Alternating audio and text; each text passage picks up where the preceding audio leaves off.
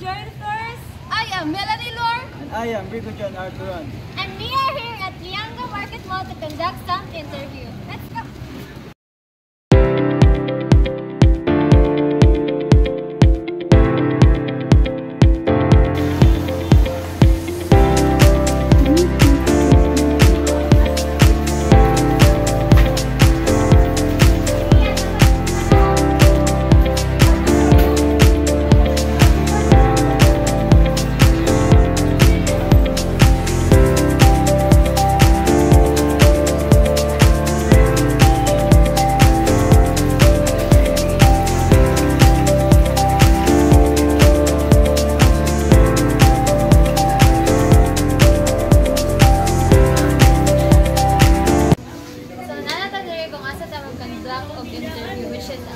Jumas Food and Beverage.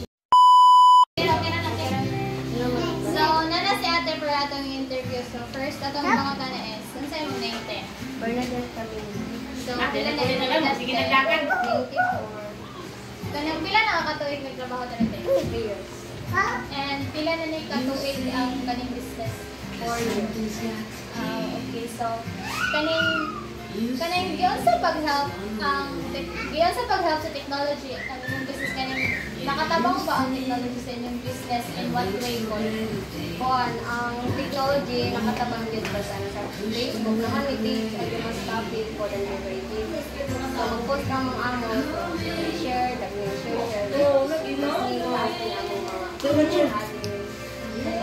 Mga customer sa papalitan mo na daging pabalong library at okay, sige, thank you.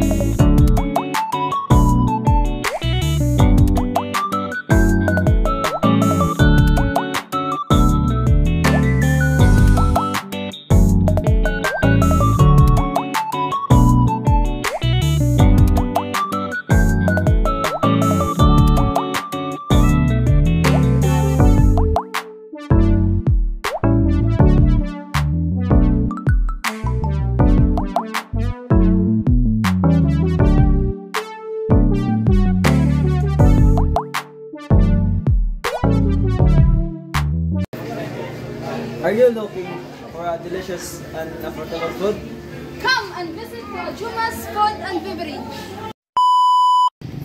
Hi, so we are here para magkatapat po ng radio interview. Let's go! So we are here para interviewon ng owner. So, ano sa'yo mong name niya? Owner and nga po shop musical store. Pila yung mong kuha niya? Age? 27. Tagadaya ka kayo? Oh, yan ka.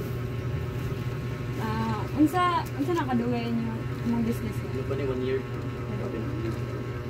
Unsa may natabang sa technology sa imong business? Ako siya tabang in terms sa online selling man ko. So, ako siya tabang na ano pa marabing pag mga line pa ng mga customers sa bilang focus din sa kanang community lang iba na din sa physical store lang kundi pati po sa online. Nationwide man nga na ako. Yung posting online. Yeah. Thank you. Yeah.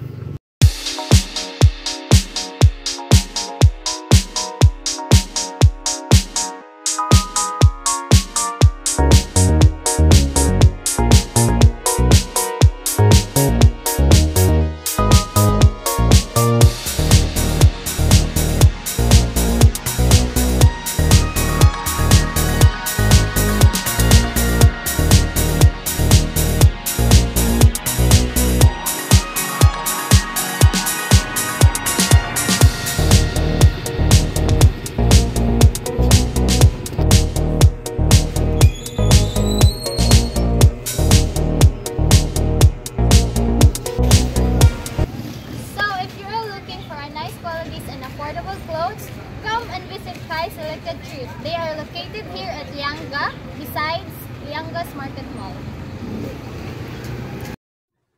technology is dako siya na help sa business based sa atong na interview because technology help to gain more customers through posting their business.